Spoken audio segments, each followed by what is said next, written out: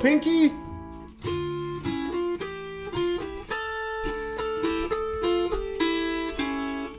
Great to have you with us this afternoon.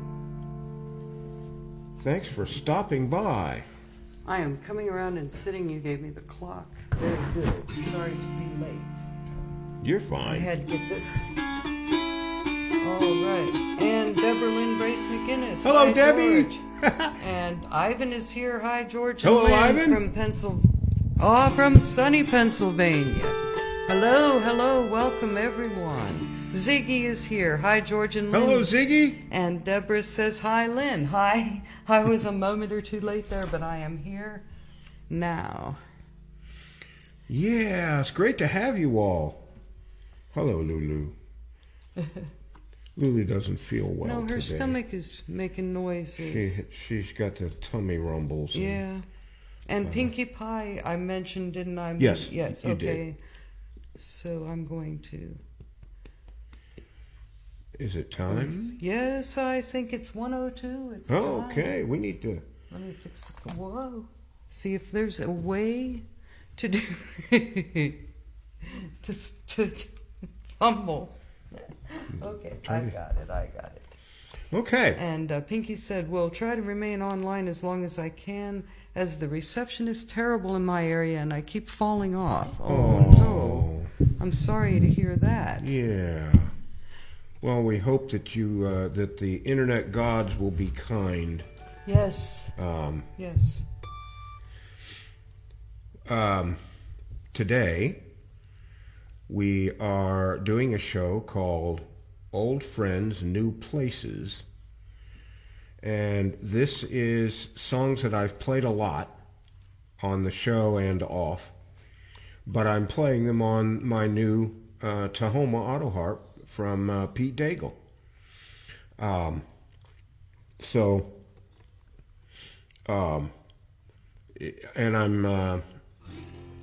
I'm just trying to get familiar with this wonderful new Autoharp. I found that I think I can play it bare nails. I'm going to try that and not use picks today. My picks, I just have trouble hitting the notes that I want. So, Deborah says that reception is bad there too. oh dear, So that's two different. that's not good. I had a funny problem with Facebook this morning too. So Yeah. So, just a day. I have a request from Pete Daigle, and I'm going to hold off on it just a little bit and see if they come on. Yes. Deborah So- says, so pretty. Congratulations on the new harp. Thank you, Deb. Oh, Thank you, Debbie. It's beauty. It is absolutely beautiful. And the balloons and confetti. That's cool. It's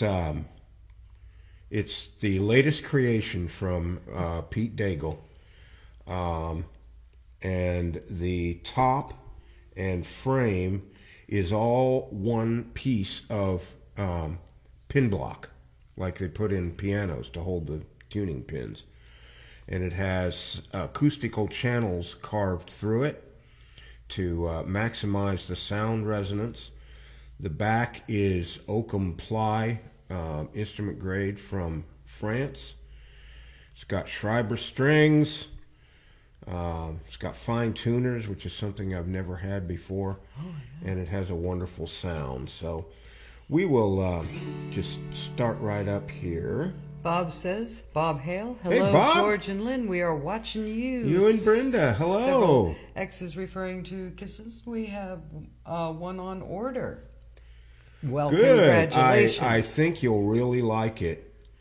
So I'm going to start the sound out is amazing. with a John Denver song called Forest Lawn. Oh, lay me down in forest lawn in a silver casket. Put golden flowers over my head in a silver basket. Let the drum and bugle corps play taps while the cannons roar, and 16 liveried employees sell souvenirs from the funeral store. I want to go simply when I go. They'll give me a simple funeral there, I know. Simple funeral, not a simple song. With a casket lined in fleece and fireworks spelling out rest in peace. Oh, take me when I'm gone to forest lawn. Oh, lay me down in forest lawn, they understand there. They have a heavenly choir and a military band there. Just put me in their care, I'll find my comfort there. With 16 planes and a last salute, they'll drop across in a parachute. I wanna go simply when I go. They'll give me a simple funeral there, I know. With 100 strolling strings, topless dancers with golden wings. Oh, take me when I'm gone to forest lawn. Oh, come, come, come, come, come to the church in the wildwood. Kindly leave a contribution in the pail. Be as simple and as trusting as a child would, and we'll sell you the church in the dale. To find a simple resting place is my desire. To lay me down with a smiling face comes a little bit higher. My likeness cast in brass will stand in plastic grass, while hidden weights and springs tip its hat to the mortars filing past. I wanna go simply when I go. They'll give me a simple, yeah, I don't know why. I wanna go simply when I go. They'll give me a simple funeral there, I know. I'll lie beneath the sand with piped-in tapes of Billy Graham. Oh, take me when I'm gone to forest lawn. Rock of ages cleft for me, for a slightly higher fee. Oh, take me when I'm gone to forest lawn.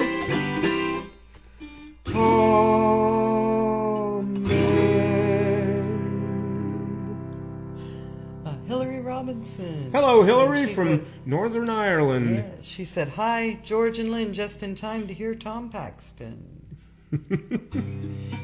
Yeah.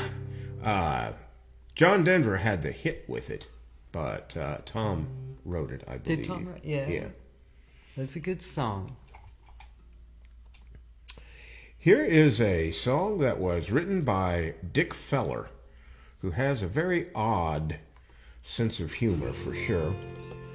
I played this song for about 30 years or more before I ever knew who wrote it or who sang it or anything. It was given to me back in 1975 or so on a cassette. And anyway, it's called Uncle Hiram and the Homemade Beer.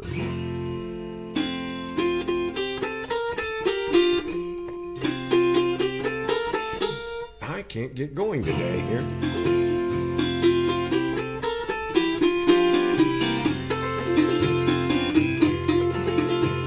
Well, I was just a boy at the time when this drinking Uncle Hiram of mine decided he'd make up a batch of homemade beer. Don't tell a soul, he said to me, but I've come across this recipe that says for pennies a day I can drink all year. So I searched the alleys behind the bars for empty jugs and mason jars, and he sneaked them down to his basement brewery. He measured out yeast and sugar and hops, and he said to me as we sealed the tops, for goodness sake, don't tell your Aunt Marie. She'd say, hey there, Hiram, what's going on down there? There's some peculiar odor coming up the basement stairs. Going back to your sewing, hon, I'm varnishing its share. The time my Uncle Hiram made his famous homemade beer. Well, we let her sit for a month or so, and me and Uncle sneaked down below, figuring it was about time to give it a try. I was standing there at the foot of the stairs, and Uncle Hiram was checking the wares, and all of a sudden 2 bottles just flew sky high. Well, the jars went crash, and the lids went plunk, and Hiram dived behind the trunk as the beer began to spew out on the floor. Uncle yelled, "Don't mind me, save yourself." As fast as I could, I ran up the steps, and out of breath, I quickly closed the door. Aunt Marie said, "What is it, dear?" And I said, "It's Uncle's homemade beer. It's blowing up and got Uncle trapped down there." She said, "Beer, beer, I declare, how did you come up out of there?" But the sound of exploding beer was all we could hear. "Hey there, Hiram, what's going on down there? There's some peculiar odor coming up the basement stairs. Go on back to your sewing, hon, I'm varnished in a chair. The time my Uncle Hiram made his famous homemade beer."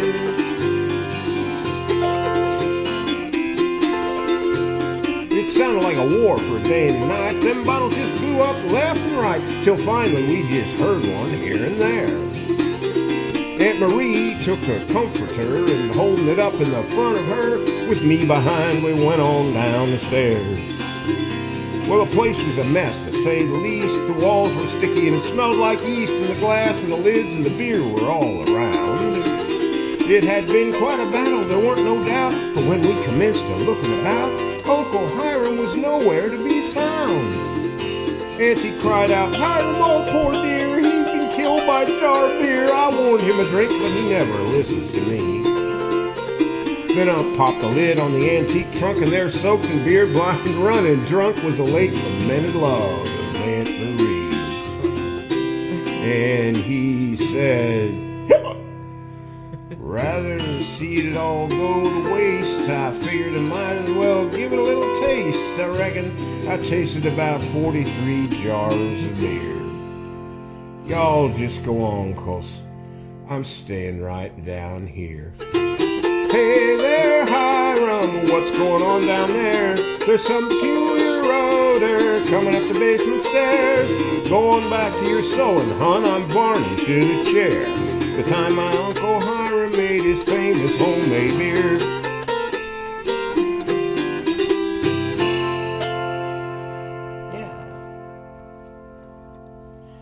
Bob Hale said, "Well done, George." I think this was the song before. Yeah. Thank you, Bob. And he said, "You are getting good on your new harp and no crossed hands. Top man." Yeah. And then Deborah again before this last song said LOL, and Ivan again before this song said, "Having fun reading what the closed caption thinks you're saying?"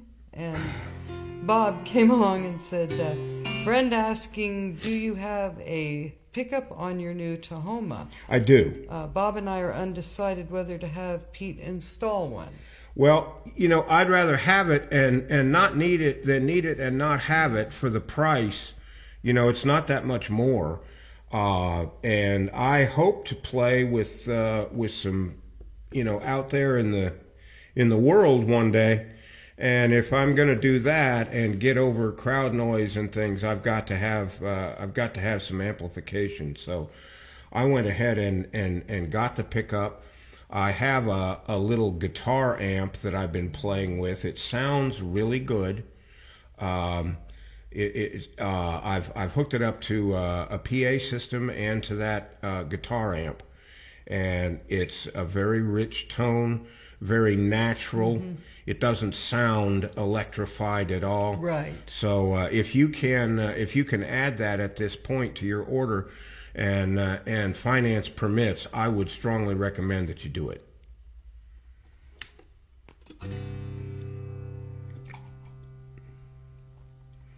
Okay, well, you drink some of Uncle Hiram's beer, and next thing you know, you could get in the wrong house. This is a song that was recorded by Don Bowman. I don't know who wrote it, and it's called Wrong House. I got into the wrong house again last night. It surely did give everyone the fright. But on my block, all the houses look alike. And I got into the wrong house again last night. I bought myself a house here a few months back. And it's a darling little house. That's a fact. But there's 37 others there, just exact. And I got into the wrong house again last night. My neighbor has got this dog about 2 feet high. And it's a cute little dog. Little small dog. Wouldn't hurt a fly. But I stumbled in their house by mistake this morning about 5. And that cute little stupid dog nearly ate me alive. I decided I better try the next house in line.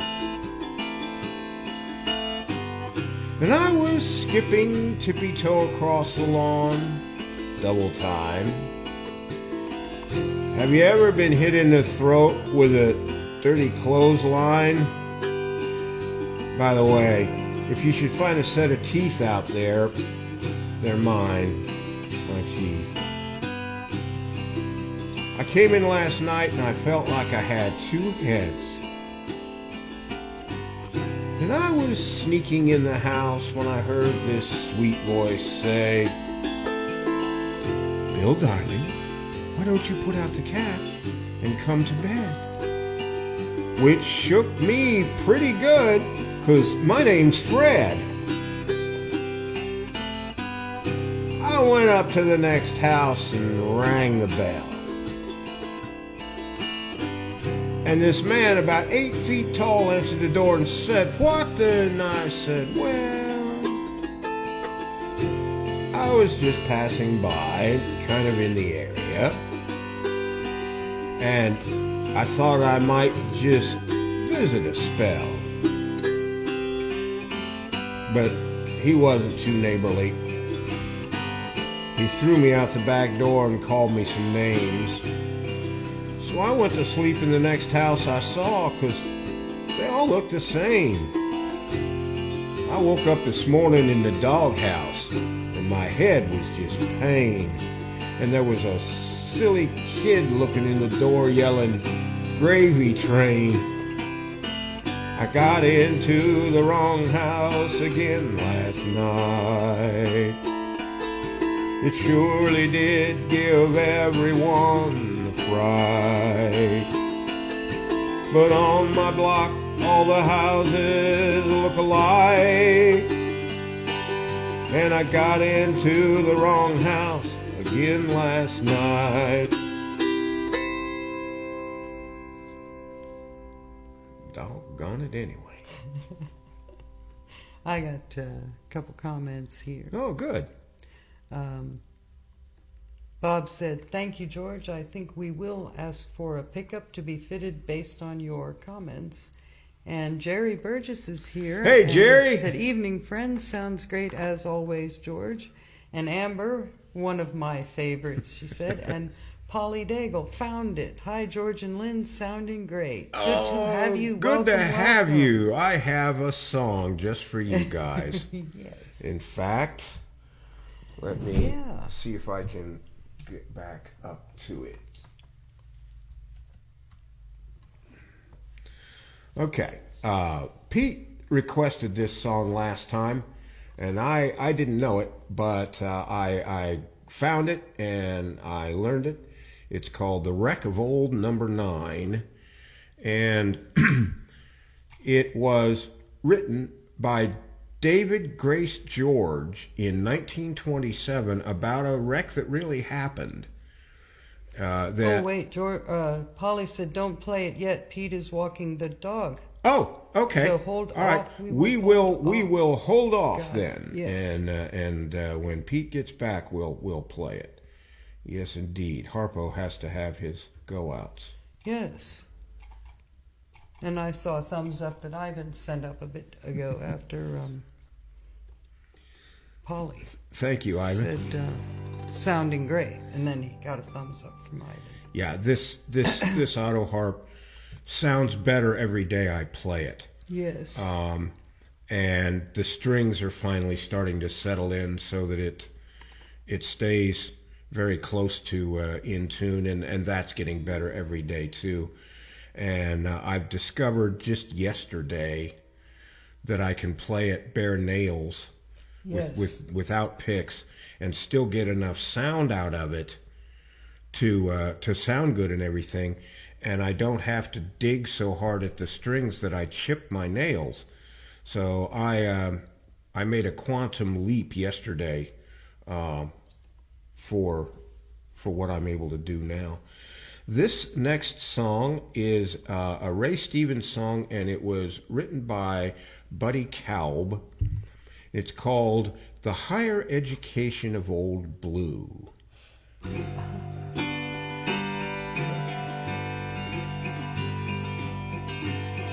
Well, my daddy was a backwoods self-made type, never went to school, couldn't read or write, but he made a fortune selling hogs and was suspicious of education. So when I told him I was going off to school, he said, well, you'll just become some city-fied fool. Don't expect no help from me, son. No financial remuneration. Well, my dad was tight, but he loved his dogs, that's true. And his favorite of the pack was called Old Blue. So I called my dad when I got to college. I said, Dad, I know you don't think too much of human knowledge, but they got a course down here where they can teach dogs to speak. Now, I don't mean speak like bark for a bone. No, they say these dogs can carry on an intelligent conversation. And some even go on to teach. When I heard of that course, of course, I thought of you. And how great it'd be for you to sit and talk to Old Blue. Well, the line went silent, and I thought all was lost, and he finally spoke up and said, what's that cost? I said, Pop, it's a bargain at $5,000 per semester. Well, he didn't balk and he didn't complain, and Blue showed up on the very next train, and that's how my dad became the proud investor in the higher education of Old Blue. A story that if it's not, it ought to be true, about a fiscal windfall situation of my very own creation, the inspiration that I call the education of Old Blue. And the money just kept rolling in. 8 semesters, $40,000. Woo! All too soon, time to graduate. The day'd come that I'd grown to hate. The day I'd have to go home and face my dad. I got off the train, he said, where's Old Blue? Come here, boy, I want to talk to you. I swallowed hard and said, Pop, I got some news and I'm afraid it's bad. See, coming home on the train, Blue was smoking his pipe and reading the New York Times when he took off his glasses and he said to me, are you aware of your daddy's crimes? Well, he's a mass murderer, just ask any hog, and he treated my mama just like a dog, rubbed my nose and stuff you wouldn't believe, made me sleep on the hard cold ground. But I can talk now and his days are through, 'cause I'm gonna tell your mama a thing or two about his secret drinking habit, yeah, and his affair with the widow Brown. When I heard Blue say those things, Pop, something snapped inside my brain, and I grabbed him up and I strangled him, and I throwed him off the train. Well, he looked at me with his eyes ablaze and his face contorted like somebody crazed, and it didn't look like he believed a word I'd said. Then he grabbed my coat and he pulled me real close. He said, boy, there's just one thing I want to know. Are you real sure that no good lying flea bag is dead? And that's the story of the higher education of Old Blue. A story that if it's not, it ought to be true, about a fiscal windfall situation of our very own creation, the inspiration that I call the education of Old Blue. The inspiration that I call the education of Old Blue.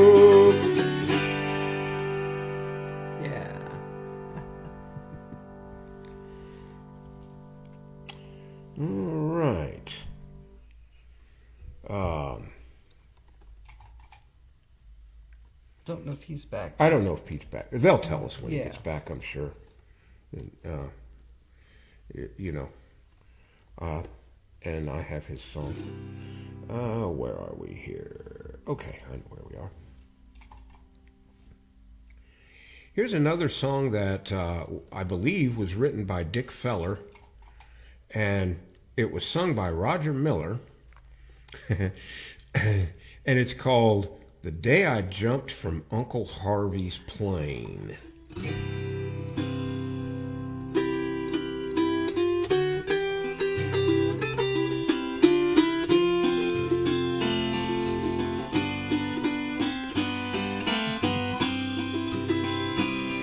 Me and Oliver and Virgil was in the drugstore killing time when my eyes fell upon this magazine. I got to reading this article about skydiving and parachutes, and it said jumping out of airplanes was the thing. Now, being raised down on a farm and always ready for adventure, I knew that I could figure out a way. I thought, well, Delmer Gill's got a parachute, Uncle Harvey's got a plane. I said, call the boys together, today's the day. Well, I found out too late that what Harvey called an airplane wasn't nothing but an engine and a wing. And I feel my fear arising as Delmer packed the parachute. He kept telling me I was doing the right thing. Now Ron McLaughlin shook my hand as JD strapped me in that harness, and Tilden brought a jug and passed it around. I took one look at that parachute, that whiskey, and that airplane, and I turned that bottle up and drank it down. Now I was drunker than Cooter Jones when they poured me in that plane. The engine coughed and headed for the clouds. But I was sober as a judge when Harvey opened up the door, and I've never known my heart to beat so loud. I said, Harvey, I can't do it, as he kicked me out the door, and I wrapped my hands around the landing gear.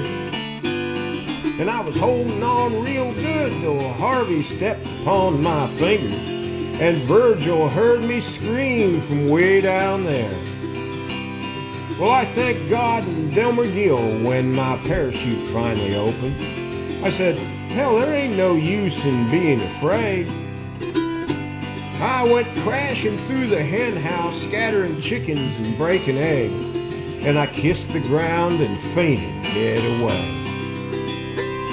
Well, now, friends, I've fought some battles and been shot at once or twice, and I've darn near been run over by a train. But I cannot remember ever feeling more afraid than the day I jumped from Uncle Harvey's plane. That's a great song. I love that. Crazy son of a gun. I have had no more comments since Polly, so I wonder if I should. You better reset. Yeah. That happens fairly routinely. I keep hitting that microphone. I think I should be back just, Yeah, see, Polly says, thanks so much. And then I'm back, George sounding good. And Ivan says, Pete's back. And Nancy Beatty is here. Nan. Hello, Nan. Hi, sorry to be late, but it's good to see you again. All right. So here we had issues again. I apologize. When I don't get comments, I need to be checking because for some reason it just stops doing it. So anyway, got you here, guys. Okay, here is a request that was made by Pete Daigle last time we got together. It's called Wreck of Old Number 9. It tells the story of a train wreck that happened in 1927. The writer's name is David Grace George, and I am doing Doc and Merle Watson's version which is the first one that I found.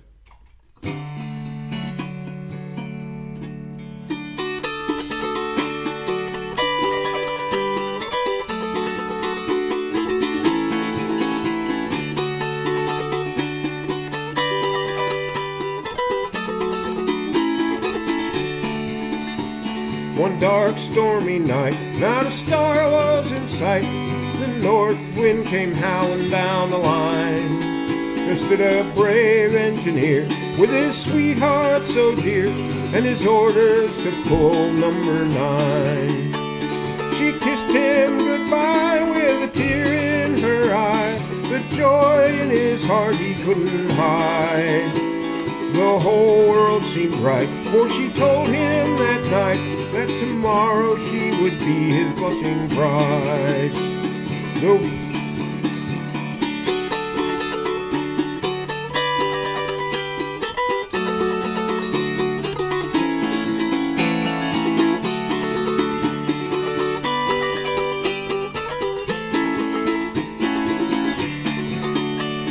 The wheels hummed along as the train sang a song. The black smoke came pouring from the sky. The headlight agleam seemed to brighten his dream of tomorrow when he'd be going back. But as he turned around the hill, his brave heart stood still, for a headlight was shining in his face. He whispered a prayer as he threw on the air, for he knew this would be his final race.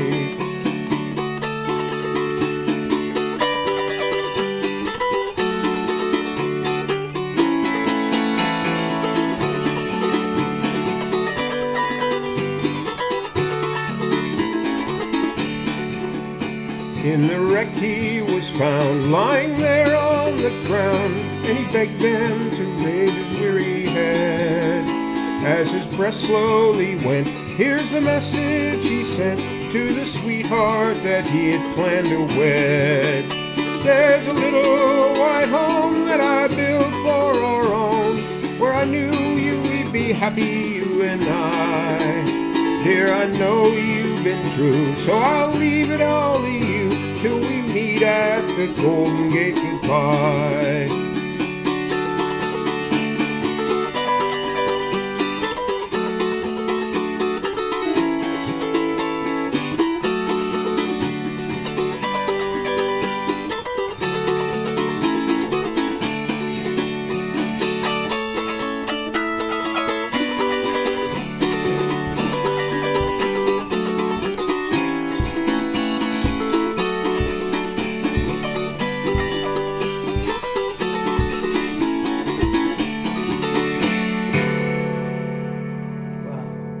There you go, Pete. I hope that's the song you were looking for.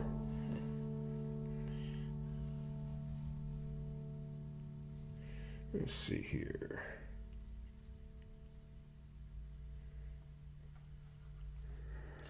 Hang on a minute. Kurt Gleason is here. Love you two so much. Hey, Kurt. And gonna say it once only so it doesn't get creepy. Your beautiful bride has lovely eyes, flawless skin, a beautiful low voice, and long, stunning silver hair. Well, thank you. Well, thank you, Kurt. I also love the songs and music, but she's more fun to look at. Oh, well. Thank you, Kurt. She's a beautiful person, inside and out. And Bob said, Wreck, great song, well sung and played, George. Lovely sound from your Tahoma. Thank you. And that is the most beautiful instrument. It just, as I said earlier, every day it sounds better, and I get to know it better. It's the only harp I own that I can play bare nails and not tear my nails up, because I don't have to hit the strings very hard at all to get a good sound out of it. So I'm very, very pleased. Because you have more freedom that way with this harp. Yeah, absolutely. It's harder to get used to playing without crossing my hands than I thought it would be. Yes. Because the angles change. When I crossed my hands, I was angled kind of like that, and now I'm straight on, and it's taking me a little while to get the string memory together, but I improved by leaps and bounds once I took the finger picks off. So let us see. Ah, yes. This is I believe one of Hillary's favorites. Was written by R.P. Weston, I believe, and it's called A Proper Cup of Coffee.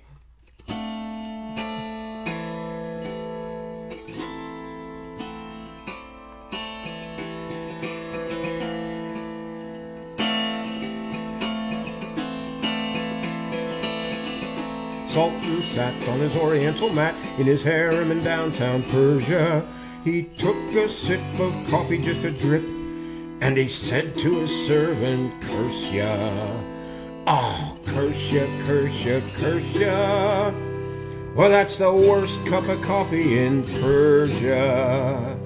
'Cause all I want is a proper cup of coffee made in a proper cup of coffee pot.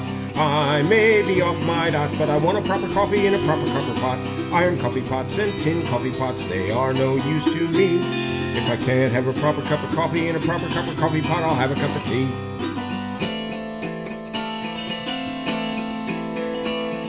In days of old, when knights and men were bold and whiskey was much cheaper, Ben Turpin rode to a coffee shop and showed his pistols to the keeper. And he said, "Stand and deliver. Can't you see I'm all a-quiver? 'Cause all I want is a proper cup of coffee made in a proper cup of coffee pot. I may be off my dot, but I want a proper coffee in a proper cup of pot. Iron coffee pots and tin coffee pots, they are no use to me. If I can't have a proper cup of coffee in a proper cup of coffee pot, I'll have a cup of tea."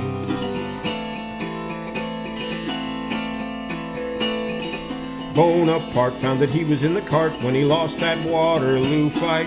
He gave his sword to Wellington, my lord, and he said, "You British can't half fight. We're here at Waterloo, sir. Tell me, what am I having with you, sir? 'Cause all I want is a proper cup of coffee made in a proper cup of coffee pot. I may be off my dot, but I want a proper coffee in a proper cup of pot. Iron coffee pots and tin coffee pots, they are no use to me. If I can't have a proper cup of coffee in a proper cup of coffee pot, I'll have a cup of tea."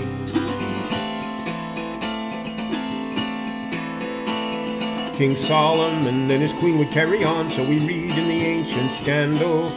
He gave her lots of silver coffee pots with diamond legs and handles.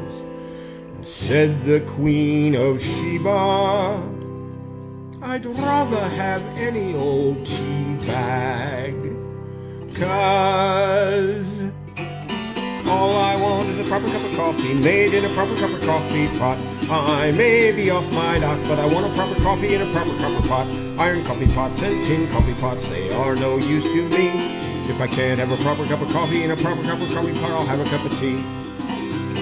All I want is a proper cup of coffee made in a proper cup of coffee pot. I may be off my dot, but I want a proper coffee in a proper cup of pot. Iron coffee pots and tin coffee pots, they are no use to me. If I can't have a proper cup of coffee in a proper cup of coffee pot, I'll have a cup of tea. All I want is a proper cup of coffee made in a proper cup of coffee pot. I may be off my dot, but I want a proper coffee in a proper cup of pot. Iron coffee pots and tin coffee pots, they are no use to me. If I can't have a proper cup of coffee in a proper cup of coffee pot, I'll have a cup of tea." My. By God. Nan said, "LOL, love it." And Hillary, oh yes, I love this one. Thanks, George. And Ziggy said, "Since I don't have a proper copper coffee pot, I'll make me now a cup of tea." Right. That's Ziggy. Oh, thumbs up, thumbs up.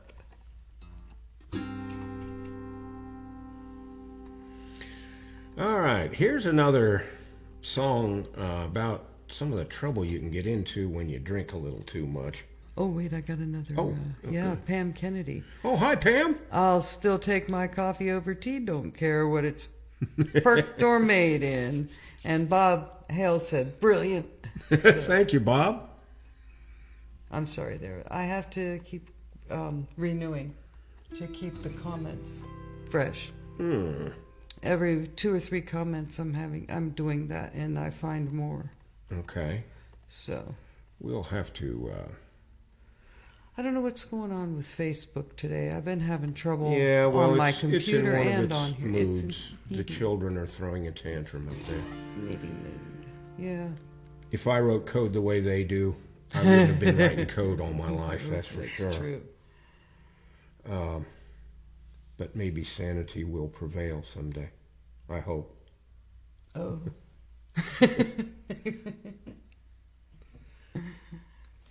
Hard to tell. Yikes, what was that? I don't know. Probably my water. No. What was that? Your dog, I think. No, I hit something and something went crash. Ivan said closed caption is going crazy. I guess on the cover. Because you went so fast. Yeah, well, maybe I'll lock it up and then we won't have to deal with it anymore. I don't know. I'm getting the closed caption too. I just was not watching it during that song. I'll bet it did. Amber, if you're listening, figure out how to turn this off and let us know so that by the next show we could... And last time other people didn't have it and some did, some didn't. Yeah. So it's just, it may be a matter of individuals. That's what we thought last time. It's okay, Lulu. And I have no idea what... I don't know what happened. We'll have to find out after the show. It's not a drink, which is what I thought. No. So the electronics are not in danger, and that's all I care about right now. Okay. I don't know who wrote this. I've heard lots of versions of it. But this is the first one I ever heard, and it was one of Lin's dad's favorite songs that I did. He loved this thing. So I just call it I've Never Seen Before.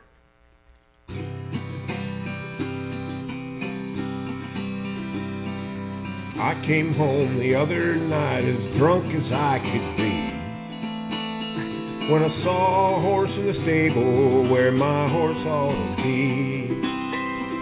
I asked my wife, my pretty little wife, to explain this thing to me. What's a horse doing in the stable where my horse ought to be? She said, you old fool, you drunken fool, can't you plainly see? That ain't nothing but a milk cow my granny gave to me. I've traveled this whole world over, and I guess I'll travel more. But a saddle on a milk cow I've never seen before. I came home the other night as drunk as I could be, when I saw a hat on the hat rack where my hat ought to be. I asked my wife, my pretty little wife, to explain this thing to me. What's a hat doing on the hat rack where my hat ought to be? She said, you old fool, you drunken fool, can't you plainly see? That ain't nothing but a chamber pot my granny gave to me. Well, I've traveled this whole world over, and I guess I'll travel more. But a J.P. Stetson chamber pot I've never seen before.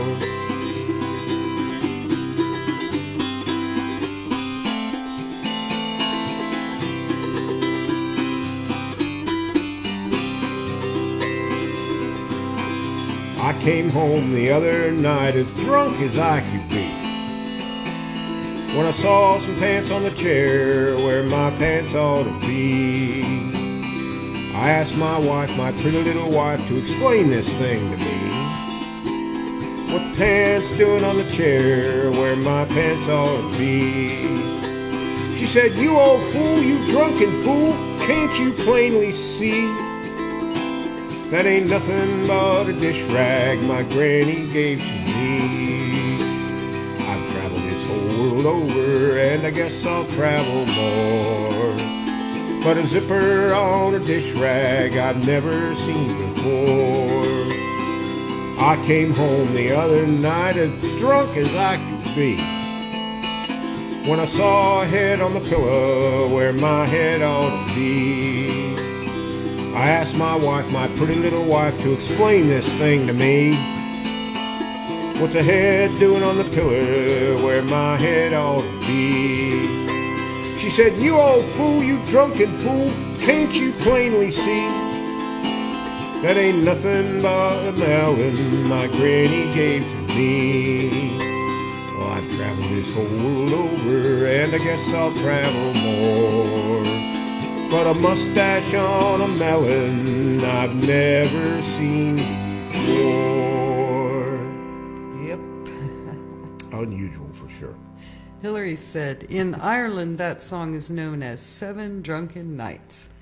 Yes, okay. And Ziggy said, moving the mouse cursor below the video, some icons pop up, one of them showing CC within a box. Clicking on it, you can toggle captions on or off. And I thank you for that. Yeah. For those who do have that issue, they can try that. And there's probably an icon on the phone app, too, that will turn it off. Or you don't pay attention. You know, right. You can ignore it. Here's a song that was written by Pete Seeger, and the first version that I could find of it was done by the Weavers in 1951. It's called "The Frozen Logger." Do you have any? No, okay. No, it's just that I love that song. I'm sorry. I stepped out one evening, 'twas in a small cafe. A 40-year-old waitress to me these words did say, "I see that you're a logger, and not just a common bum, 'cause no one but a logger stirs his coffee with his thumb." My lover was a logger, there's none like him today. If you'd pour whiskey on it, he'd eat a bale of hay. Well, he never shaved a whisker from off his horny hide. He'd pound them in with a hammer and bite them off inside. My lover came to see me, 'twas on one winter's day. He held me in a fond embrace that broke 3 vertebrae. He kissed me when we parted, so hard he broke my jaw. I could not speak to tell him he'd forgot his mackinaw. The weather tried to freeze him, it tried its level best. At 100 degrees below zero, he buttoned up his vest. Well, it froze clear down to China, it froze to the stars above. At 1,000 degrees below zero, it froze my logger love. And now you know my story, and why to this cafe I come. And here I wait till someone stirs his coffee with his thumb. I don't know why, but I just love that. I have where Ivan said I finally found where I could turn off captions. It's in the settings. And Pinky said, love the new Autoharp with a smile face. Well, thank you, Pinky. I'm glad your reception has allowed you to stay with us. Absolutely. And everyone else, too. I'm having trouble with this business, but it's good that other people are hanging in there and not having issues. It's just been my day with Facebook, I'll tell you what. Another interesting thing about this Autoharp, the chord bars are not flat. They actually are arched in the middle. Yes. They're not. I They're can not see flat. it from the side, Yeah, especially. Yeah, it's really obvious that way. I don't know if you can see it front on, but it gives the bars a lot more rigidity, and you get a really good feel for what the dampers and the felts are doing. There's just all kinds of things to like about this. If you want a great sounding Autoharp, I don't know what the current price is, but it's going to be a very reasonably priced Autoharp for what you get. Absolutely. The upper range is incredible. I can't recommend it highly enough. It has 37 strings, by the way, so there's an extra D up here, which allows you to complete and it gives a lot more voicing to like your G, your D, your G minor, your D minor,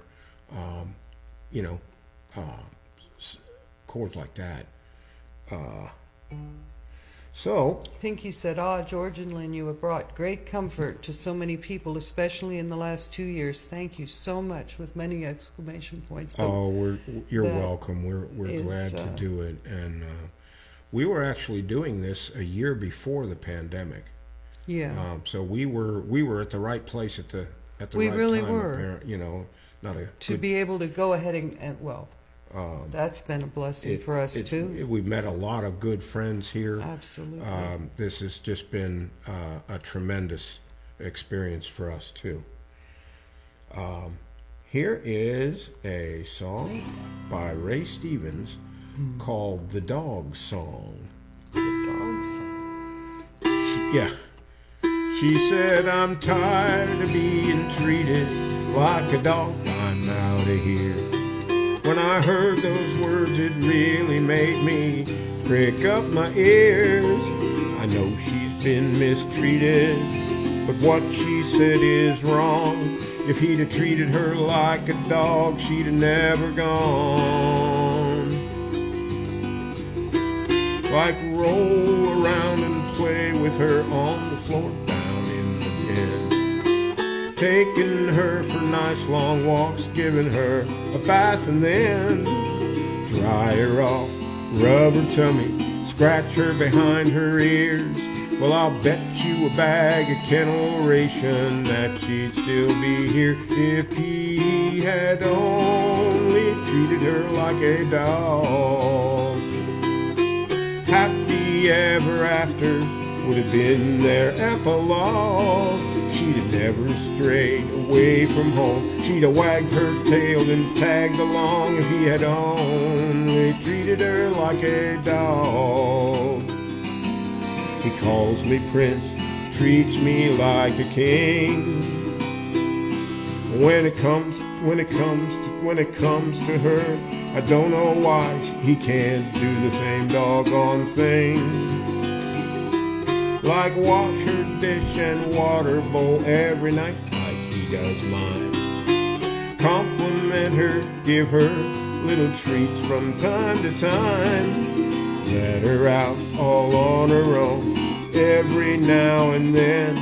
Well, I'd have had me some stiff competition to be that man's best friend if he had only treated her like a dog. Happy ever after would have been their epilogue. She'd have never strayed away from home. She'd have wagged her tail and tagged along if he had only treated her like a dog. If he had only treated her like a dog. Polly said, our son Keith, who does our advertising, has extended the $1,395 price through Monday for orders of the Tahoma. Get on it, folks. You'll never get a better Autoharp for the price. Yes, get your order in. Even if you miss a song or two, do it now. I mean, that's what I do. You can check back. We'll still be here when you get off the phone. Ivan said, our friend Peter has arrived, so I'm going to have to catch the rest of this later. Great seeing you, Okay. Ivan. We were so glad you were here. Say hello to him and Stella Yes. the Wonder Dog for us. And by the way, guys, don't miss Ivan's concert tomorrow at 2 o'clock. Hi to Nancy, too. And hello to Nan, yeah. Yeah. He is going to be accompanied by or playing with Russ Rentler, who is just a whale of a musician. Yes. They did one before, and it was outstanding. So if you're not busy tomorrow at 2 o'clock, go to Ivan's page on Facebook, and you will have a really good time. Let's see where we are here. I appreciate all the comments that everybody's given us, and if you haven't commented already, please do so. We'd love to get to know you and hear from you. We kind of view this as a visit more than a performance. Everybody's in my imagination. We're all sitting around on our back porch or in our living room or somewhere, just playing music and having a good time. So. If you haven't already, leave us a comment. Tell us who you are, where you're watching from, and everything. We'd love to hear from you. And if you like what you're hearing and you haven't already done so, like or follow the Autoharp Down Home page, and you will get invitations on your timeline, or I'm sorry, in your news feed. Telling about each concert. And that's about all you'll get. We don't post a lot of garbage on that page. I missed Pete here. Polly relates to that song a little too much. I'm sorry, I missed that. Pete, I'm sorry. That was before Ivan. Okay. And so, yes. Hang in there, Polly. I'm getting these. Let's see. Yeah, I don't think that one was there before, but it showed up. So, anyway, now I'm good. Okay.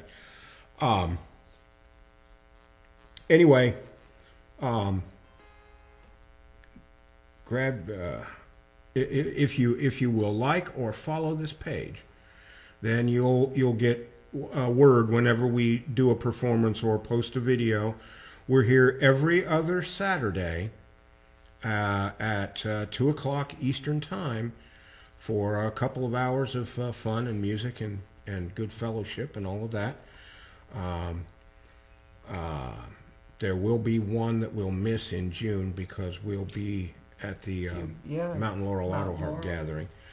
But usually we're right here every other Saturday. So next program would be on the 16th of April. Haven't decided yet what that one's going to be. What the topic's going to be. I'm thinking about maybe songs about money. Oh, there's an interesting Since it's the day after Income Tax Day, that might be a good one. Sing about something you no longer have as much of as you had the day before. Well. Yeah, well, it's a good cause, I hope. Yes. Hope springs eternal on that. Indeed. Here's another song that was recorded by Don Bowman on his Our Man in Trouble album in 1962 or 3. I don't know which. And it is called I Never Did Finish That Song. Their parents would never let them marry. 'Cause she came from the wrong side of town. In a final embrace, you could see them, standing there on the ledge, looking down. They vowed they would always be together, and neither would ever love again. And holding each other so tightly, they kissed, and then the telephone rang. I broke a guitar string, and a friend with a bottle came along. We both got a little high, started telling lies, and I never did finish that song. No, I never did finish that song.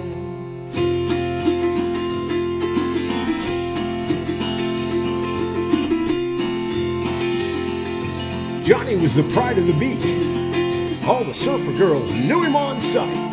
Seemed like everything was going his way till that dark and fateful night. He swam out to where the big breakers were and started to ride the waves in. For the first time he noticed the ship in his path. He waved to the crowd, and then the stove blew up. This big hoot-smack truck came crashing right through my chartreuse wall. The clock struck 10, the whole roof caved in, and I never did finish that song. Really, I never did finish that song. Old Jed was a faithful, hard man. For years he plowed the old farm with the wrinkles of time etched on his face and a hula girl etched on his arm. But old age had made Jed careless, and his years finally came to an end. He walked behind a mule that he thought was tame. The mule took aim,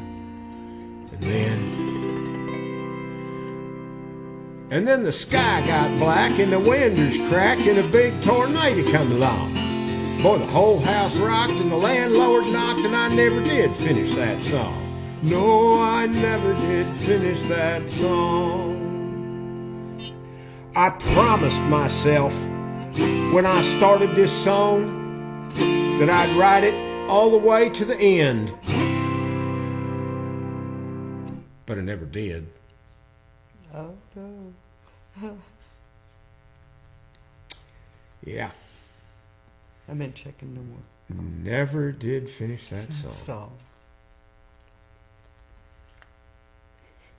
Here's another one that was written by Buddy Kalb and sung by Ray Stevens. It's one Lin likes a lot. well, this is a good combination, these two guys. Yeah. They're- I thought they're- Ray wrote a lot of his own stuff, Well, but yeah. he doesn't. This guy, CW, sometimes he calls himself CW Kalb, and sometimes he calls himself Buddy Kalb. Nan said, another favorite. Another favorites on that one. Last one. So here we go. This is called Power Tools.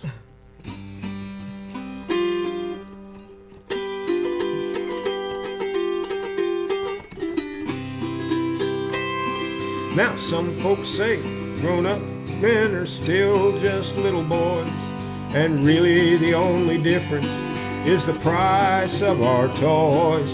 We go for macho symbols like guns and running shoes, pickup trucks, hunting ducks, and power tools. Power tools. Power tools. You just plug them in the wall and think of all you can do. You can plant a garden, fix your car, build a house if you want to, if you've got the proper power tool. Hello? 911? Yeah, I was out in the front yard testing out my brand new gas-powered weed whacker there. Somehow or another she got caught on a hammer loop on my big Smith overalls. Yeah, before I could get her shut down, she screwed me 3 foot down the middle of the front yard there. My wife looked out the door and hollered, "Hey, Shorty, as long as you're down there, why don't you check the fescue for aphids?" That woman's a real comedian. Harley har har. Now some folks say macho men use tools to compensate for a lack of virility. Well, I thought about that, but wait, there may be some validity in what those people say. But in my case, it's the only way I can get outside and play. Boy, I love this stuff. Power tool. Power tool. You just plug them in the wall and think of all you can do. You can plant a garden, fix your car, build a house if you want to, if you got the proper power tools.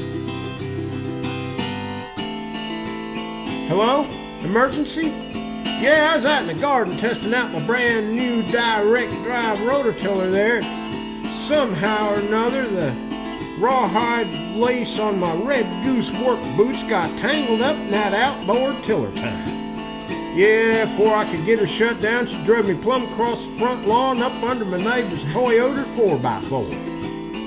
My wife looked out the door and hollered, "Hey, Shorty!" Funny how a name will stick with you like that. "Hey, Shorty, as long as you're going to be playing Mr. Goodrich, it seems like you'd work on our old jalopy first." That woman's a regular Roseanne Barr. Well, 911 rescued me and carried me away to the local hospital for at least a 2-week stay. The doctor said, "I hope you learned your lesson. Thanks to power tools, you're nearly dead." I didn't hear a word he was saying. I was playing with my power bed. Power tools. Power tools. Hello? Nurse's station? Yeah, send somebody up to room 304, quick. Yeah, my power bed's stuck in the upright position and I'm folded up in here like a big old taco. Whoa, if you got the proper power tools. Yay. Oh, I had clapping hands from Ziggy on the Wrong House song. I didn't get a chance. Oh, thank you, Ziggy. So, you like that one? Yeah. Yeah, power tools. Power tools. Just plug them in the wall. Yes. This is either going to be a really great song or a monumental train wreck. Okay.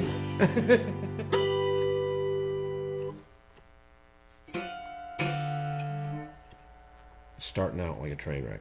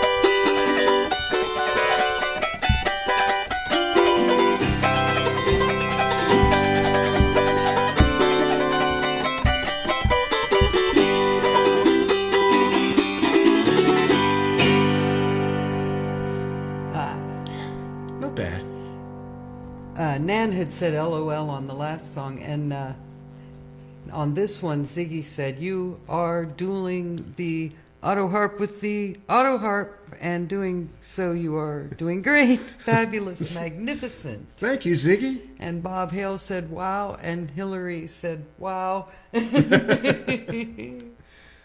And I say, "Wow." Nan said, "Yeah." I always figured, a banjo's got 5 strings and a guitar's got 6 or 12. And I got at least twice that many strings, so right. It seemed like I ought to be able to cobble that together. Logic. I'm glad y'all liked it.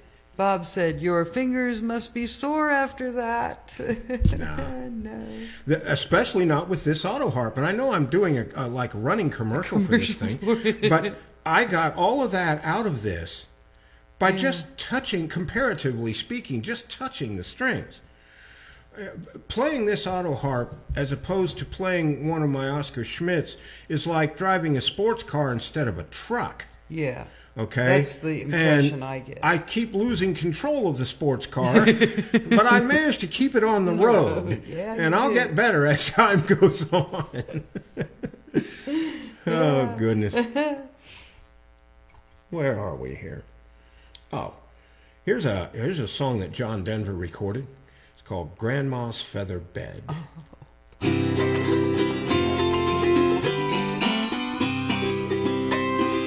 When I was a little bitty boy, just up off of the floor, we used to go out to Grandma's house every month end or so. We had chicken pie and country ham and homemade butter on the bread. But the best darn thing about Grandma's house was a great big feather bed. It was 9 feet high and 6 feet wide and soft as a downy chick.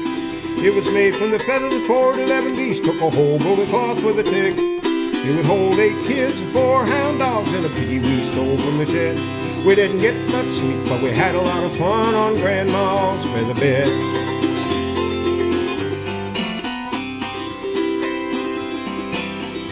After supper we'd sit around the fire and the old folks would spit and chew. Pa would talk about the farm and the war and Granny'd sing a ballad or two. I'd sit and listen and watch the fire till the cobwebs filled my head. Next thing I know, I'd wake up in the morning in the middle of the old feather bed. It was 9 feet high and 6 feet wide and soft as a downy chick. It was made from the feathers of 4 to 11 geese, took a whole roll of cloth with a tick. It would hold 8 kids and 4 hound dogs and a piggy we stole from the shed. We didn't get much sleep, but we had a lot of fun on Grandma's feather bed. Well, I love my mom, love my pa, love Granny and Grandpa too. I've been fishing with my uncle, wrestled with my cousin, I even kissed Aunt Lou. Woo! But if I ever had to make a choice, I guess it ought to be said, I'd trade them all, plus the gal down the road for Grandma's feather bed. I'd trade them all, plus the gal down the road. Might have to reconsider about the gal down the road. Yeah, it was 9 feet high and 6 feet wide and soft as a downy chick. It was made from the feathers of 4 to 11 geese, took a whole roll of cloth with a tick. It would hold 8 kids and 4 hound dogs and a piggy we stole from the shed. We didn't get much sleep, but we had a lot of fun on Grandma's feather bed. We didn't get much sleep, but we had a lot of fun on Grandma's feather bed.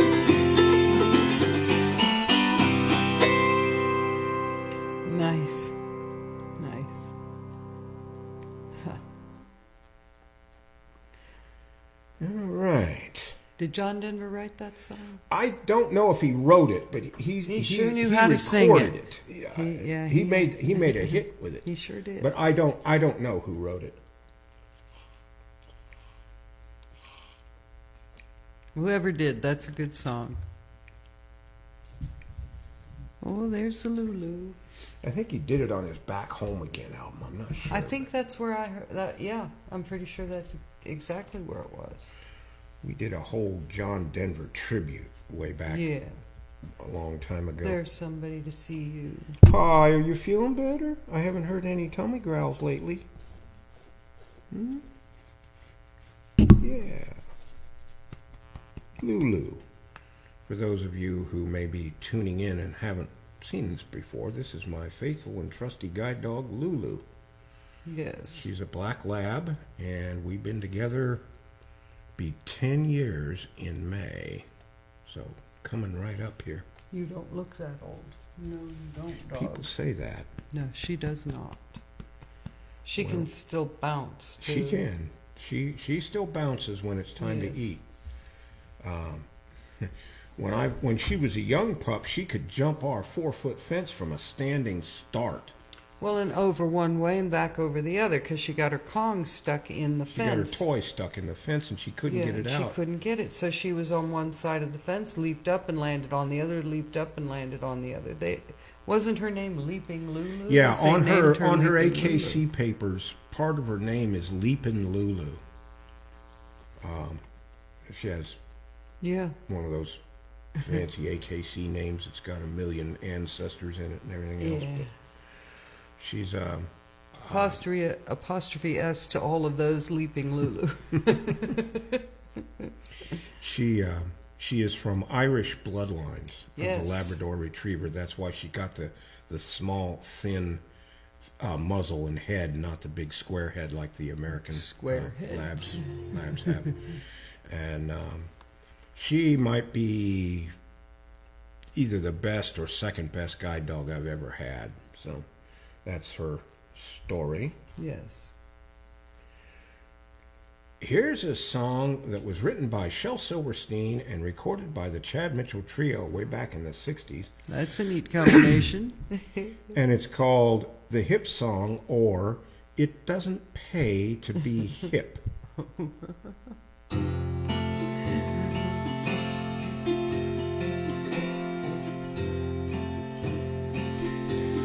Oh, yeah. Well, for a long time now, I've been aware that I'm so hip the rest of the world is square. Now I'll tell all you people and just take my tip. It doesn't pay to be too hip. Now yesterday I found myself sort of in the red with no immediate way to meet my overhead. I went up to my buddy and I asked him for some bread, and here's what he said. He said, sure, you want white bread, rye bread, pumpernickel, whole wheat, cracked wheat, bagels, challah, or viali? I said, later. He said, 2:30, 3:30, 4:30, 5:30? I said, no, later, baby. He said, oh, you mean next week? I said, well, let's forget it.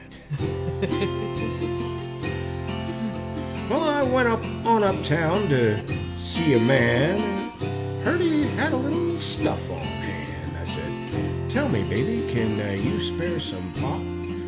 He said, you're welcome, man, to anything that I got. I got steel pots, aluminum pots, cast iron, brass, and pewter. Why? I said, no, cool it. Oh, you mean put it in the refrigerator? No, baby, cool it. Just cool it. Oh, you mean turn on the air conditioning? Well, that's not exactly what I had in mind either. Well, I was getting real uptight and sort of brought down. There wasn't nobody hip in your whole damn town. And then I met this chick, and she was long and tall. So I asked her, if she'd care to have a ball. She said, football, baseball, volleyball, handball, pinball, soccer. I said, are you putting me on? She said, on the train, or the bus, or the plane, or the subway. I said, no, I just want to make it. Make what? Well, a scene. I want to make a scene. There's Shakespeare, Clifford Odets, Arthur Miller, Pirandello. Well, what do you do but just say forget it? And then she said, you know what I'd like to do? No, what? Well, I'd like to make love to you. Well, go, baby, go! And I leaned back and I closed my eyes. And she left.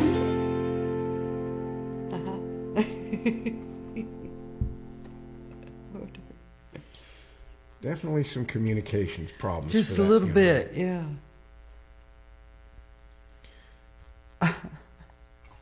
I'm not seeing more comments, and I keep refreshing. So man. Okay. Well, people are just letting you know. overwhelmed, I guess. Yeah. Okay. Here's another Ray Stevens tune. He is one of my comedic heroes.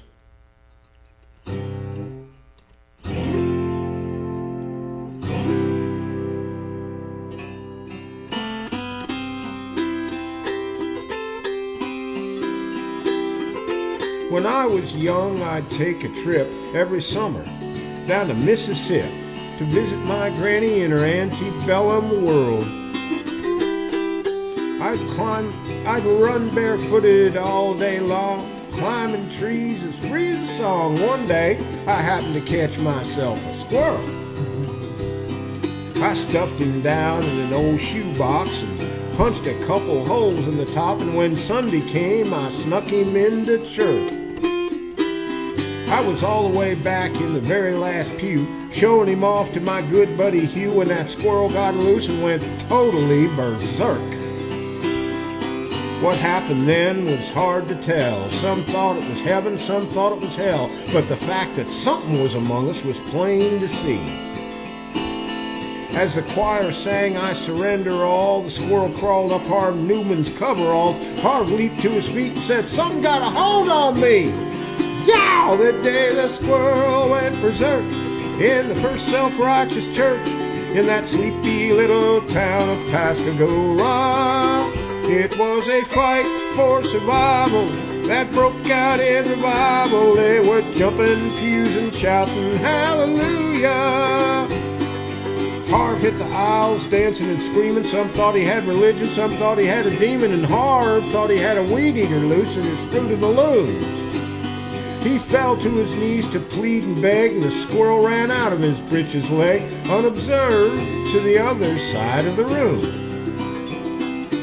All the way back to the Amen pew, where sat Sister Bertha, better than you, observing the commotion with sadistic glee. But you should have seen the look in her eyes when that squirrel jumped her garters and crossed her thighs. She jumped straight up and said, "Lord, have mercy on me." As that squirrel ran laps inside her dress, she began to cry and then to confess to sins that would make a sailor blush with shame. She spoke of gossip and church dissension, but the thing that got the most attention is when she talked about her love life and started naming names. The day the squirrel went berserk in the first self-righteous church in that sleepy little town of Pascagoula. It was a fight for survival that broke out in revival. They were jumping pews and shouting hallelujah. 7 deacons and the pastor got saved, and $20,000 got raised, and 50 volunteered for missions to the Congo on the spot. And even without an invitation, there were at least 500 rededications, and we all got rebaptized whether we needed it or not. You've heard the Bible story, I guess, how he parted the waters for Moses to pass, or the miracles God hath wrought in this whole world. But the one I'll remember till my dying day is when he put that church back on the narrow way with a half-crazed Mississippi squirrel. The day the squirrel went berserk in the first self-righteous church in that sleepy little town of Pascagoula. It was a fight for survival that broke out in revival. They were jumping pews and shouting hallelujah.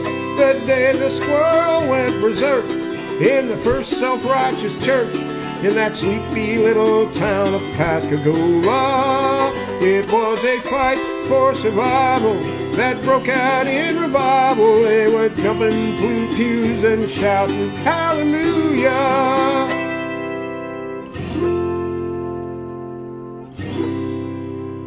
Yes.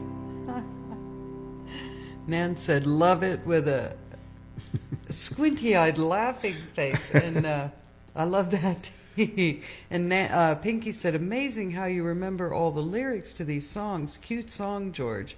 And Benji's here, Charles Benjamin Hey, Ben. Harris, said, I finally made it. And Ziggy said, I join your appreciation of Ray Stevens. I've got 10 of his LPs. Wow. And, we love Ray. Yeah. We Ziggy love him. owns at least one album by every recording artist since the beginning of time. I think. Yeah, that's possible. He's got a tremendous A record collection. Yeah. And Hey, good to have you, Ben. Yeah, good to see you. Yeah. And then Pinky on the... Yes, it is... He does know a lot of songs. Well, He does.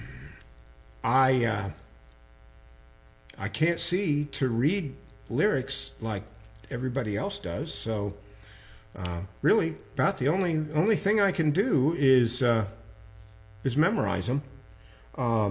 And I just play the song.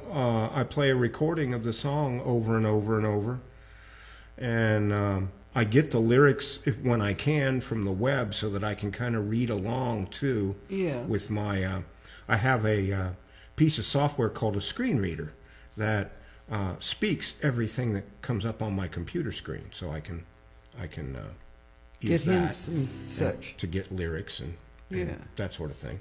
And I made my living with that gadget for like about 40 years. I was in computers from I don't know. Not just about in. You knew what you were doing. Yeah, I was way in. Yes. I was all in. There are things I couldn't even get my mind around that he was able to do with. I don't do computers like. It was amazing to watch. Yeah, I got my first computer in 1983 or 4. Yeah. And it was 1982. I'm sorry. Yeah, because we still in. Yeah, because we were still here. We were still. No, we were in, still in Ohio. Columbus, up in Ohio. And I think it was Columbus. We lived a lot of different places. It wasn't very many years until I was selling software and doing contract work, and then I wound up working for a like $600 million a year company writing databases and stuff. So Ziggy said, in recent decades, I didn't buy many LPs anymore. yeah. So Well, but there's nothing like the sound of an LP. that's I'm true. sorry, CDs and digital music just doesn't have that full-bodied sound. And I'll put up with the little clicks and pops from the scratches because They called it high fidelity, I think, at the time. it was Remember? called high fidelity before it was called, and then it was stereo. Yeah. Hi-fi was. Hi-fi and then Yeah. stereo. Okay, here is another song about a church that kind of got off in the wrong, Yes. heading the wrong direction. They put process before worship, and Oh, yeah. here's what can happen to that. It's called. I don't really know what the title of it is. I don't know who did it. I don't know who wrote it. I would. But we do I like have it. a recording of it that I learned. So anyway, here it is. I hope We you love like it. We love it.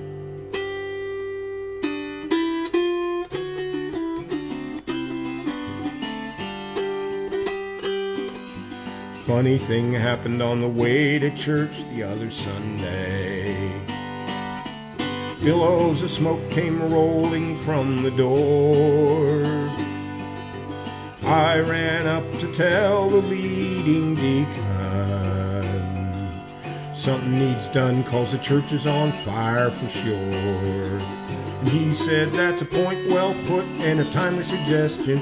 We'll bring it up at the very next meeting of the Board of Deacons a week from Tuesday. I don't know why, it's just church policy at the First Past Method, Baptist, Seventh-day Orthodox, Lutheran, non-denominational Church of Our Lady of the Mind.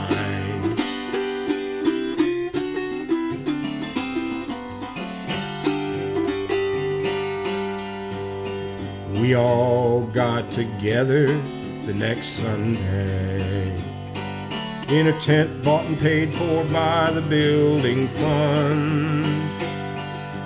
I stood up to tell the congregation, there's a tornado coming. Woo! Everybody run! And they said, that's a point well put and a timely suggestion. We'll bring it up at the very next meeting of the Board of Deacons a week from Tuesday. I don't know why, it's just church policy at the First Past Method, Baptist, Seventh-day Orthodox, Lutheran, non-denominational Church of Our Lady of the Mind.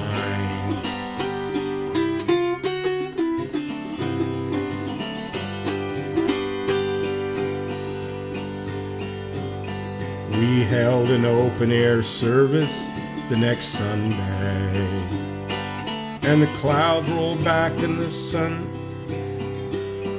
came out and the clouds were rolled away. I stood up to tell the congregation,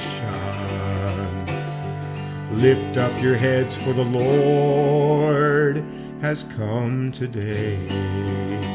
And they said, that's a point well put and a timely suggestion. We'll bring it up at the very next meeting of the Board of Deacons a week from Tuesday. I don't know why, it's just church policy at the First Past Method, Baptist, Seventh-day Orthodox, Lutheran, non-denominational Church of Our Lady of the Mind.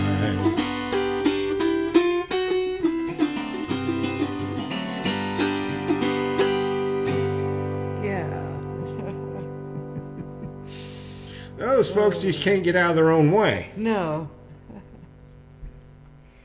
We're at 2:32, by the way. Alrighty. Here's a song that was written by Dick Feller, and all kind of people did it. Dick did it. Jerry Reed did it. Don Bowman did it. Don Bowman's the one I heard first. What? Don did? Yeah, Don Bowman did it too.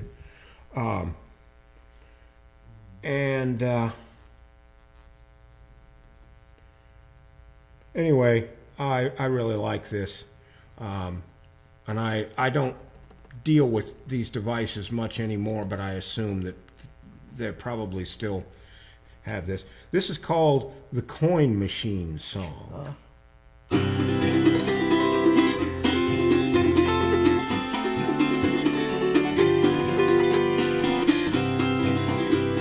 Now, I'm a man who's hard to upside. I'm calm and cool, don't get uptight, but there's one thing that really does get me upset.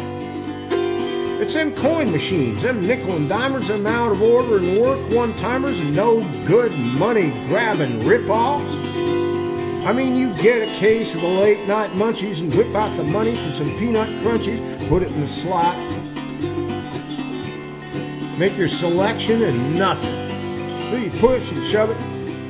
So you cuss and beat it till your hands turn blue. You push and shove it and kick it with your shoe and finally just walk away while it's blinking thank you, which is machine language for we just stuck it to you, hoss. I'd like to meet the man who invented the coin machine. He must have hated mankind and every other living thing. I'll bet he had a motto on his wall in frozen rhyme saying you get nothing for a nickel, twice as much for a dime.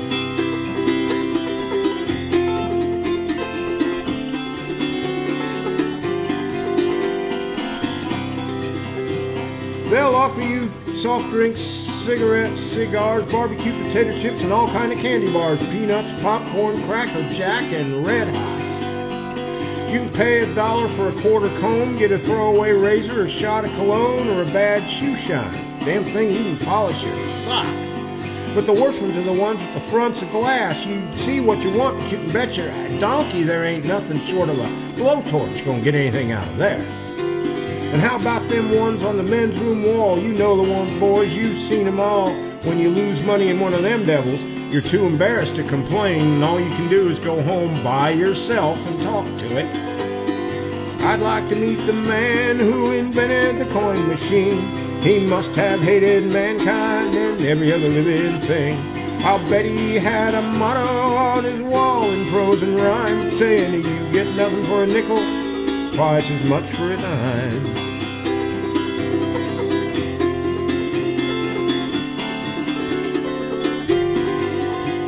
I heard a story about a fellow one time who certainly is a hero of mine. He ranks right up there with John Wayne, Clint Eastwood, and Steven Seagal. It seems there was a certain soft drink machine that was rusty and old, cantankerous and mean. Took his money one too many times and his mind snapped. He went out to his car, reached under the seat, pulled out a 45, clean and neat, walked up to that machine, said, "Hand it over, son, it's your last chance." He shot that machine about 4 or 5 times right under that blinking have a Coke sign. It coughed up $400 and died. The judge said it was self-defense. I'd like to meet the man who invented the coin machine.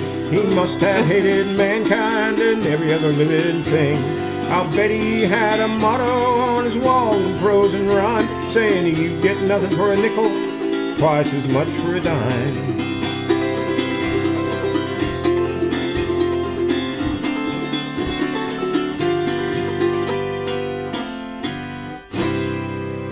Ah, yes, that's a good one. Oh, goodness. Okay. Yeah. Now it's all solid state and computerized and electronics and those things, so they're probably really screwed up if the level of quality of code that's being written on Facebook is any indication. Well, if I wrote code the way they did and didn't document it or anything, just threw it out there without a changelog or anything, I'd have been fired. well, sure. I'd have been running a vending stand or something. Here's a song that I really love to do. It was made popular by Alison Krauss. I don't know who wrote it. It's called Steel Rails.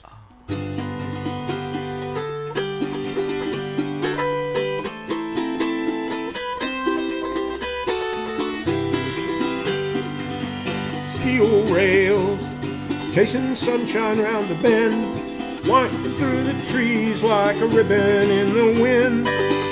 I don't mind not knowing what lies down the track, 'cause I'm looking out ahead to keep my mind from turning back. It's not the first time that I've been alone at dawn. If I really had you once, then I'll have you when I'm gone.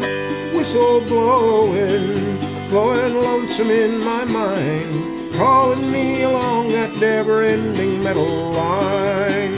Steel rails, chasing sunshine round the bend, winding through the trees like a ribbon in the wind. I don't mind not knowing what lies down the track, 'cause I'm looking out ahead to keep my mind from turning back.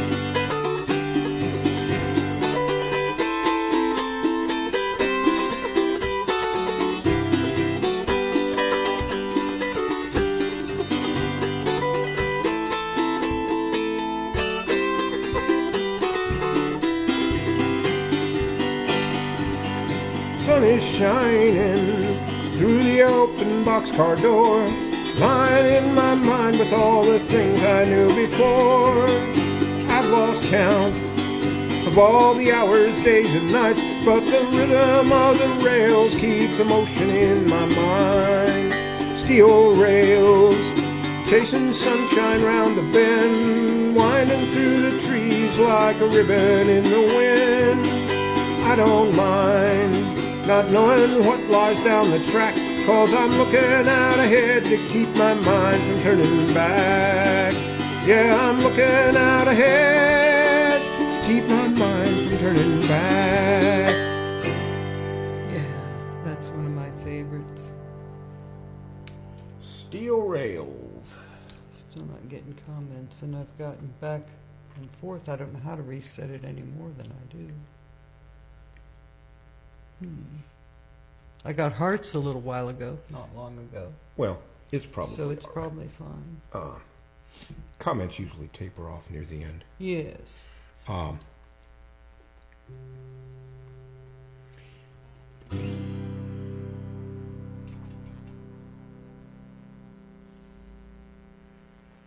Here's a song that was written by a guy named Mike Cross, and that Brian Bowers used to end his act with all the time. The one and only time I heard him play. He ended it with this. A Scotsman clad in kilts left a bar one evening fair. One could tell by how he walked he drunk more than his share. He stumbled on until he could no longer keep his feet. Then he staggered off into the grass to sleep beside the street. Ring-ding-diddle-diddle-I-dee-o, ring-I-diddly-I-o. He staggered off into the grass to sleep beside the street. About that time 2 young and lovely girls just happened by. One said to the other with a twinkle in her eye, "See yon sleeping Scotsman, so tall and handsome built, I wonder if it's true what they don't wear beneath the kilt." Ring-ding-diddle-diddle-I-dee-o, ring-I-diddly-I-o. I wonder if it's true what they don't wear beneath the kilt. They crept up on the sleeping Scotsman quiet as could be. They lifted up his kilt about an inch so they could see, and there, behold, for them to view beneath that Scottish skirt was nothing more than God had graced him with upon his birth. Ring-ding-diddle-diddle-I-dee-o, ring-I-diddly-I-o, was nothing more than God had graced him with upon his birth. They marveled for a moment, then one said, "We must be gone, but let's leave a present for our friend before we move along." The gift they left, a blue silk ribbon tied up in a bow, around the bonny star the Scots kilt did lift and show. Ring-ding-diddle-diddle-I-dee-o, ring-I-diddly-I-o, around the bonny star the Scots kilt did lift and show. The Scotsman woke to nature's call and stumbled toward the trees.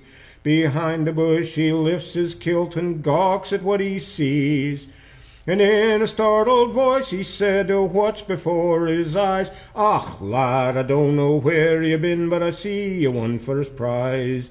Ring-ding-diddle-diddle-I-dee-o, ring-I-diddly-I-o. Och, lad, I don't know where you been, but I see you won first prize. Yay. That's a good one. Well, folks, that brings us to the end of our presentation. There's still time to register if you want to go to the Mountain Laurel Autoharp Gathering.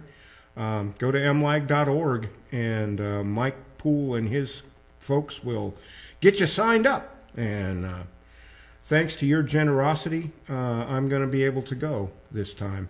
And I will be able to attend my release party for my CD, Yes. which is called Forever Friends, and is songs about dogs. All the music on it is songs about dogs. And it will go on sale, after at the gathering, and then after that, unless they let me put it on sale sooner. But I don't really know yet. Right. We'll let you know. But we will. You'll be the first to know. Believe me. Anyway, we've had a really great time today. Yes. If you can, we'd appreciate it if you'd put something in our tip jar. It's a PayPal account at autoharp.down.home@gmail.com. I want to thank all the people who contributed to help us get to MLAG. And we made it. We just made it, but we made it. So if you continue to be generous, I may have a little walking around money when I go there. But everything else is covered. We are so appreciative. And we really appreciate it. You guys have been really folks. generous. I'm not getting more comments. If you folks have been commenting, and it's possible, it stopped with Ziggy's about the LPs. So I am just not getting more comments. But we have to. We're gonna. Well, we are going to. We're sorry if we missed your comments. Yeah, I don't know what's going on, but we will go back and look at them later. Yes. And next time we do this, we're either going to have a different piece of equipment, or a different app for Facebook or something, We'll have so to. that this doesn't Although it's keep just been happening to us. glitchy today. Anyway. For me, anyway. Many thanks for coming by and listening to us today. We really enjoyed it, and we it's nothing to sneeze at either. We will be back with you 2 weeks from today. Absolutely. On the 16th of April, with another fun-filled 2 hours. Until then, goodbye. Good luck. And may the good Lord take a liking to you.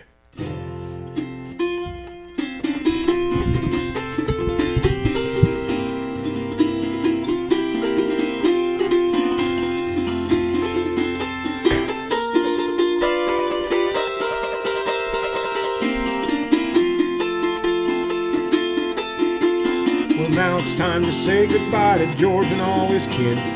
We'd sure like to thank you folks for kindly dropping in. You're all invited back real soon to this locality to have a heaping helping of our hospitality. Home style, that is. Set a spell. Take your shoes off. Y'all come back now here.